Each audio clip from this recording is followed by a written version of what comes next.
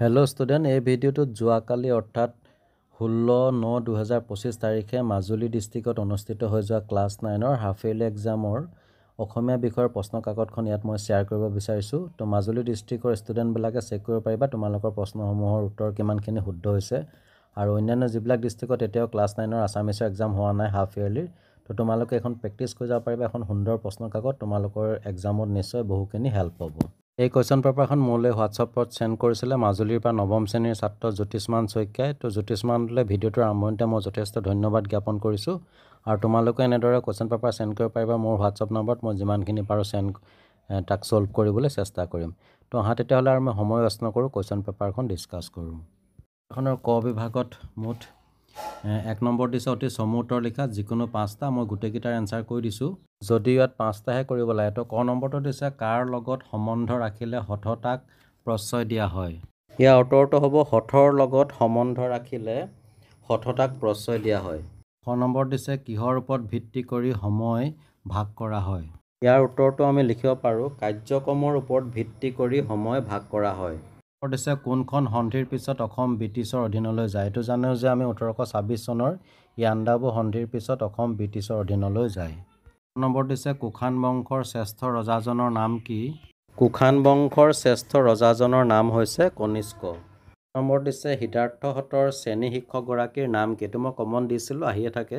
তো সিদ্ধাৰ্থহঁতৰ শ্ৰেণী শিক্ষকজনৰ নাম হৈছে মহেন্দ্ৰ মাষ্টৰ। প্ৰথম 6 নম্বৰ দিছে সময় কি গতিত ঘূৰে।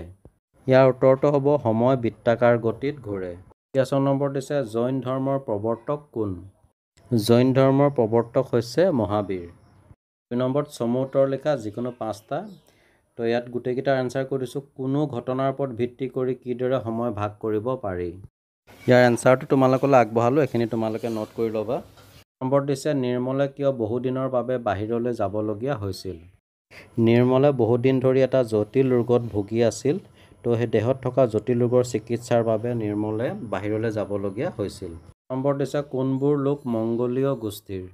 ইয়াৰ উত্তৰটো আমি লিখিব পাৰোঁ নগা, বড়ো, মিচিং, কাৰ্বি, গাৰো আদি লোকসকল মংগোলীয় গোষ্ঠীৰ লোক। নম্বৰত দিছে উৰা বাতৰি মানে কি। ইয়াৰ উত্তৰটো আমি এনেধৰণে লিখিব পাৰোঁ যিবোৰ বাতৰি সত্যৰ ওপৰত প্ৰতিষ্ঠিত নহয় অথচ অজ্ঞতাৰ কাৰণে বা মানুহক উত্তেজিত কৰি তুলিবৰ বাবে উদ্দেশ্য প্ৰণোদিতভাৱে প্ৰচাৰ কৰা হয় আৰু চিন্তাশূন্য বিবেকশূন্য কিছু লোকে সেই বাতৰিক সত্য বুলি বিশ্বাস কৰে, তেনে বাতৰিকে উৰা বাতৰি বুলি কোৱা হয়। 9 নম্বৰত সুধিছে নিৰ্মলে সিদ্ধাৰ্থক বিচাৰি কিয় পাণ দোকানখনলৈ গৈছিল। এইটো তোমালোকে নিজে প্ৰেক্টিছ কৰিবা, একেবাৰে চিম্পুল হয়, নিশ্চয় পাৰিবা। আৰু কিবা অসুবিধা হ'লে কমেণ্ট কৰিবা। 2 নম্বৰৰ অন্তিমটো প্ৰশ্ন প্ৰথম ছত সুধিছে লক্ষণাক্ৰান্ত মানে কি। ইয়াৰ এনচাৰটো তোমালোকলৈ লিখিত ৰূপত আগবঢ়াইছোঁ। অৱশ্যে যিহেতু 2 মাৰ্ক আছে ইমানখিনি তোমালোকে লিখিব নালাগে, ইয়াৰ মূল কথাখিনি নোট কৰি ল'লে হ'ল। 2 নম্বৰত ভাৰতীয় সংস্কৃতিৰ সমন্বয় বস্তু কথাষাৰ বুজাই লিখা, অথবা ভাৰতৰ বিভিন্ন ঠাইৰ মানুহৰ সাজপাৰৰ বিষয়ে পাঠত উল্লেখ থকাৰ দৰে চমুকৈ বনাই। এইটো তোমালোকে প্ৰেক্টিছ কৰিবা, 4 মাৰ্ক আছে। 4 নম্বৰ তাৎপৰ্য ব্যাখ্যা কৰিবলৈ দিছে এলেহুৱাৰ দিন নাযায় নোপোৱাই, সংস্কাৰ এক জীৱন পদ্ধতি। তো এনেকুৱা ধৰণৰ আৰু অন্যান্য কিছুমানে তোমালোকে প্ৰেক্টিছ কৰি যাবা এক্সামৰ বাবে। 5 নম্বৰত আমাক এটা প্ৰেগাপ দিছে, প্ৰেগাপটো পঢ়ি তাৰ তলত কিছুমান কুৱেশ্যন দিছে, কুৱেশ্যনখিনি আমি এনচাৰ কৰিব লাগিব। তো এই প্ৰেগাপটো তোমালোকে ভালকৈ পঢ়িবা। এনেকুৱা ধৰণৰ কুৱেশ্যন আহি থাকে, ইংলিছতো যেনেকৈ পেছেজ ৰাইটিং আহে, এটা চিন এটা আনচিন। তো ইয়াতো ঠিক এনেকুৱা ধৰণৰ এটা পেছেজ দিছে আৰু প্ৰেগাপটো পঢ়ি ইয়াত যিখিনি প্ৰশ্ন দিয়া আছে ক খ গ ঘ, এই এনচাৰখিনিৰ উত্তৰ কৰিব লাগিব। তো এনেকুৱা ধৰণৰ প্ৰশ্নবিলাক তোমালোকে প্ৰেক্টিছ কৰিবা। 6 নম্বৰত দিছে অতি চমু উত্তৰ লিখা, শিশুলীলা কবিতাটোৰ কবিজনৰ নাম কি। তো ইয়াত শিশুলীলা কবিতাটোৰ কবিজনৰ নাম হৈছে শ্ৰীমন্ত শংকৰদেৱ। খ নম্বৰ দিছে চন্দ্ৰকুমাৰ আগৰৱালাৰ ৰচিত এখন কবিতা পুথিৰ নাম লিখা। চন্দ্ৰকুমাৰ আগৰৱালা ৰচিত কবিতা পুথি দুখনৰ নাম হৈছে প্ৰতিমা আৰু বীণ বৰাগী। গ নম্বৰত দিছে কাম্পে কোপে অৰুণ অধৰ, ইয়াত কাৰ অৰুণ অধৰৰ কথা কৈছে। ইয়াত ভগৱান শ্ৰীকৃষ্ণৰ কৰুণ অধৰৰ কথা কোৱা হৈছে। 7 নম্বৰত দিছে উত্তৰ লিখা যিকোনো 2টা। ক নম্বৰটো শিশু কৃষ্ণই কিয় লৱণবোৰ চাৰিওফালে ছটিয়াই খাইছিল। শিশু কৃষ্ণই মাতৃৰ স্তন পান কৰিবলৈ নোপোৱাৰ বাবে ভোকত অস্থিৰ হৈ লৱণবোৰ চাৰিওফালে ছটিয়াই দিছিল। এনেধৰণে লিখিলে হ'ব। খ নম্বৰ দিছে কেনেকুৱা গীত আৰু ছবিক সকলোৱে ভাল বুলি কয়।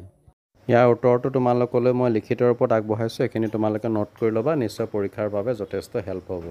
গ নম্বৰ দিছে মানুহে পৰাৎপৰ বোলা কথাষাৰৰ অৰ্থ কি। তো ইয়াত মানুহে পৰাৎপৰ কথাষাৰ অৰ্থ হৈছে মানুহে সকলো জীৱতকৈ শ্ৰেষ্ঠ যিটো পৰম সত্য। নম্বৰত আমাক ব্যাখ্যা কৰিবলৈ দিছে যিকোনো এছোৱা। তো এনেকুৱা ধৰণৰবিলাক তোমালোকে আৰু কিছুমান প্ৰেক্টিছ কৰিবা। ব্যাখ্যা কৰিবলৈ আহিবই, মাৰ্ক আছে 4। কুৱেশ্যন নম্বৰ 9ত মূল ভাৱ লিখিবলৈ দিছে মানৱ বন্দনা অথবা গীত আৰু ছবি যিকোনো এটাৰ। তো এনেকুৱা এই দুটাৰ ভিতৰত এটা আহিবই, তোমালোকে প্ৰেক্টিছ কৰিবা। 10 নম্বৰ দিছে নিৰ্দেশনা অনুসৰি তলৰ প্ৰশ্নকেইটাৰ উত্তৰ লিখা। ক নম্বৰটো দিছে সত্য বৃদ্ধিৰ দুটা নিয়ম লিখা। ইয়াত সত্য বৃদ্ধিৰ দুটা নিয়ম আৰু লগতে উদাহৰণসমূহ দিছোঁ, তোমালোকে এইখিনি নোট কৰি ল'বা। খ নম্বৰ দিছে দ্বন্দ্ব সমাসৰ দুটা উদাহৰণ দিয়া। দ্বন্দ্ব সমাসৰ দুটা উদাহৰণ হৈছে মাক বাপেক, শিক্ষক শিক্ষয়িত্ৰী। গ নম্বৰত আমাক বিপৰীত শব্দ লিখিবলৈ দিছে। ক্ষুদ্ৰ, ক্ষুদ্ৰটো হ'ব বৃহৎ। সক্ষমৰ বিপৰীত শব্দ হ'ব অক্ষম। ইতিবাচকৰ বিপৰীত শব্দ হ'ব নেতিবাচক। আৰু বৈচিত্ৰ্য, বৈচিত্ৰ্যৰ বিপৰীত শব্দ হ'ব ঐক্য। এইখিনি তোমালোকে নোট কৰি ল'বা। ঘ নম্বৰত আমাক সন্ধি ভাঙিবলৈ দিছে অনুষ্ঠান, স্বাধীন, কল্পান্তৰ, জন্মাষ্টমী। তো অনুষ্ঠানৰ সন্ধি ভাঙিলে হ'ব অনুযোগ স্থান। কল্পান্তৰ সন্ধি ভাঙিলে হ'ব কল্প যোগ অন্তৰ। আৰু জন্মাষ্টমীৰ সন্ধি ভাঙিলে হ'ব জন্ম যোগ অষ্টমী। ঙ নম্বৰত আমাক সমাৰ্থক শব্দ লিখিবলৈ দিছে। কাণ, কাণৰ সমাৰ্থক শব্দ হ'ব কৰ্ণ। আন্ধাৰ, আন্ধাৰৰ সমাৰ্থক শব্দ হ'ব তিমিৰ। গ্ৰন্থ, গ্ৰন্থৰ সমাৰ্থক শব্দ হ'ব পুথি। চকুৰ সমাৰ্থক শব্দ হ'ব নয়ন। 11 নম্বৰত ভাৱ সম্প্ৰসাৰণ কৰিবলৈ লৈছে যিকোনো এটা। সময়ৰ শৰ মাৰিব নাজানিলে শৰপহুৰ মাংস খাবলৈ আশা কৰা মিছা। আৰু খ নম্বৰটো দিছে ৰাইজে নখ জোকাৰিলে নৈ বয়।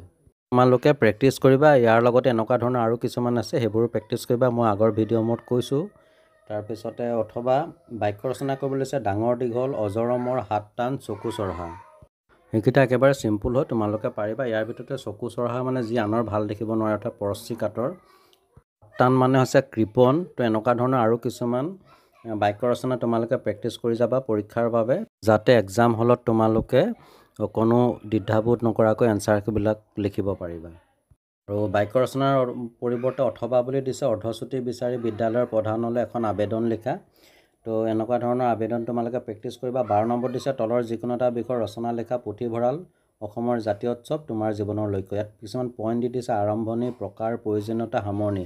তো এইখিনি ৰচনা লিখোঁতে তাৰ অন্তৰ্ভুক্ত হ'ব লাগিব এই পইণ্টবিলাক। ইয়াৰে ভিতৰত যিটো গ নম্বৰ দিছে তোমাৰ জীৱনৰ লক্ষ্য আৰু পুথিভঁৰাল। ইতিমধ্যে যিকেইখন ডিষ্ট্ৰিক্টত হাফ ইয়াৰলি এক্সাম হৈ গ'ল ক্লাছ 9ৰ প্ৰত্যেকতে আহিছে। তো এই দুখন তোমালোকে ভালকৈ প্ৰেক্টিছ কৰিবা। ইয়াৰ ভিতৰৰ পৰা এখন আহিব লাগে আৰু অন্যান্য কিছুমানো এনেকুৱা ধৰণৰ ৰচনা তোমালোকে চাই যাবা। আৰু ইয়াৰ পিছতে আহিলে 13 নম্বৰ দ্ৰুত পাঠৰ পৰা দিছে অতি চমু উত্তৰ লিখা। নম্বৰটো দিছে আহোমসকলৰ আদি ভাষা কি আছিল। প্ৰতিটোৰে এনচাৰ দিবলৈ মোৰ অলপ অসুবিধা হৈছে, যিহেতু দ্ৰুত পাঠখন মোৰ হাতত নাই, মোৰ ওচৰত নাই। তো তোমালোকে নিশ্চয় এইবিলাক এনচাৰ কৰিব পাৰিবা, একেবাৰে চিম্পুল হয়। তোমালোকৰ যিখন দ্ৰুত পাঠ বৈচিত্ৰ্যময় অসম, তাৰ পৰা আৰু কেইটামান প্ৰশ্ন দিছে 14 নম্বৰ আৰু 15 নম্বৰত। এইকেইটা তোমালোকে প্ৰেক্টিছ কৰি যাবা, নিশ্চয় ইয়াৰ পৰা পৰীক্ষাত আহিব। যথেষ্টখিনি তোমালোকৰ বাবে হেল্প হ'ব। এবাৰ যিটো খ অংশ আছে, খ বিভাগৰ পৰা 16 নম্বৰ দিছে অতি চমু উত্তৰ লিখা। মাধৱ কন্দলীৰ ৰামায়ণত কেইটা কাণ্ড পোৱা যায়। মাধৱ কন্দলীৰ ৰামায়ণত 5টা কাণ্ড পোৱা যায়। নম্বৰ দিছে নামঘোষাৰ ৰচক কোন। নামঘোষাৰ ৰচক হৈছে মহাপুৰুষ মাধৱদেৱ। নম্বৰ দিছে হেমকোষ কি। হেমকোষ হৈছে হেম বৰুৱা বিৰচিত এখন পুৰণি অসমীয়া অভিধান। ঘ নম্বৰত কৈছে কানাই বুলি কাৰ কথা কোৱা হৈছে। ইয়াত কানাই বুলি শিশু কৃষ্ণৰ কথা কোৱা হৈছে। ঙ নম্বৰ দিছে পৱন নন্দন কোন। পৱন নন্দন হৈছে বায়ু দেৱতাৰ পুত্ৰ হনুমান। তো এইখিনি তোমালোকে নোট কৰি ল'বা। নম্বৰত পুনৰ চমু উত্তৰ লিখিবলৈ দিছে। প্ৰতিটোতে 2 মাৰ্ক আছে, 5টা দিছে, 10 মাৰ্ক টোটেল। ক নম্বৰ দিছে হনুমন্তই গধূলি সময়ত দেখা লংকা নগৰী এটা বৰ্ণনা দিয়া। এইটো তোমালোকে নিজে লিখিবা। খ নম্বৰ দিছে ইহা শুনি চিন্তা শোক তেজৰে পৰম হৰিষিত ভেল, কোনে কাৰ কি কথা শুনি হৰষিত হৈছিল। এই কুৱেশ্যনকেইটাৰ এনচাৰবিলাক তোমালোকে প্ৰেক্টিছ কৰিবা, তোমালোকৰ পৰীক্ষাৰ বাবে যথেষ্টখিনি হেল্প হ'ব। আৰু ইয়াৰ কোনোটোৰ যদি এনচাৰ লিখোঁতে কিবা প্ৰব্লেম হয় কমেণ্ট ছেকশ্যনত জনাই দিবা, মই কমেণ্টতে তাৰ এনচাৰটো দি দিম। 18 নম্বৰত লিখি দিছে আধুনিক অসমীয়া ৰূপ লিখা। যিকোনো 4টা দিছে, তাৰ ভিতৰত 2টা কৰিব লাগে। কণ্টকী, কণ্টকীৰ অসমীয়া ৰূপ হৈছে কাঁইটীয়া গছ। হামু, হামুৰ অসমীয়া ৰূপ হৈছে মই। তেজহ, তেজহৰ আধুনিক অসমীয়া ৰূপ হৈছে ত্যাগ কৰা। তো ইয়াৰ পিছতে 19 নম্বৰত দিছে নিৰ্দেশনা অনুসৰি তলৰ প্ৰশ্নকেইটাৰ উত্তৰ লিখা। ক নম্বৰটো সমাৰ্থক শব্দ লিখিবলৈ লৈছে। সমুদ্ৰটো হ'ব সাগৰ। গগনৰ সমাৰ্থক শব্দ হ'ব আকাশ। গড়, গড়ৰ সমাৰ্থক শব্দ হৈছে দুৰ্গ। আৰু লোটকৰ সমাৰ্থক শব্দ হ'ব অশ্ৰু বা চকুলো। খ নম্বৰত বিপৰীত শব্দ লিখিবলৈ দিছে চোৰ, চোৰৰ বিপৰীত শব্দ হ'ব সাধু, ন্যায়ৰ বিপৰীত শব্দ হ'ব অন্যায়, হৰ্ষৰ বিপৰীত শব্দ হ'ব বিষাদ আৰু পুণ্যৰ বিপৰীত শব্দ হ'ব পাপ। এবাৰ গ নম্বৰত দিছে বিপৰীত লিংগবাচক শব্দ লিখা। বুন্দা, বুন্দাৰ বিপৰীত লিংগবাচক শব্দ হ'ব যায়, বালকৰ বিপৰীত লিংগবাচক শব্দ হ'ব বালিকা, ৰান্ধনীৰ বিপৰীত লিংগবাচক হ'ব ৰান্ধনী অৰ্থাৎ দন্ত্যানত হছৈকাৰ হ'ব, আৰু নাৰীৰ বিপৰীত লিংগবাচক শব্দ হ'ব পুৰুষ। নেক্সট ঘ নম্বৰত দিছে জুৰীয়া শব্দ কাক বোলে। তো ইয়াৰ এনচাৰটো তোমালোকলৈ আগবঢ়ালোঁ, তোমালোকে এইখিনি নোট কৰি ল'বা। কেতিয়াবা জুৰীয়া শব্দৰ উদাহৰণো আহি যায়, তেতিয়া পালি পাহৰি কাঁহী বাতি চকু টকু এনেধৰণৰ উদাহৰণবিলাক লিখিলে হ'ব। নেক্সট ঙ নম্বৰত দিছে দুটা অনুৰূপ শব্দ লিখা। তো দুটা অনুৰূপ শব্দৰ উদাহৰণ হ'ব শাক পাত, কথা বতৰা, এই দুটা লিখিলে হ'ব।